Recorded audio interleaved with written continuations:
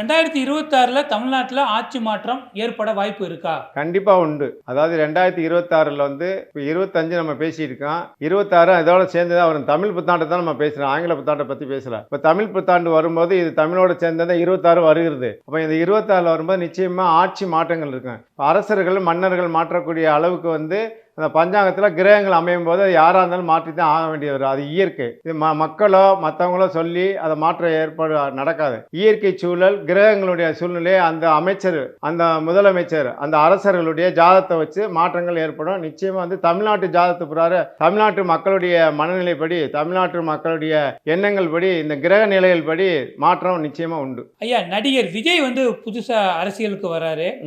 அவருக்கு வெற்றி கிடைக்குமா? அதை பற்றி நான் கருத்து சொல்ல முடியாது. இருந்தாலும் வெற்றி கிடைக்குமே அப்படின்னு புதுசாக வந்திருக்கிறாங்க. அவங்களுடைய இளைஞர் பட்டாளம் இருக்குது. அதனால் அந்த இளைஞரோட ஓட்டு கிடைக்குமே தவிர மற்றபடி அவர் வின் பண்ணுவார், வெற்றி அடைவார் அப்படின்னு உறுதியாக சொல்ல முடியாது. ஏன்னா அவருக்கான வாய்ப்புகள் மிக குறைவு.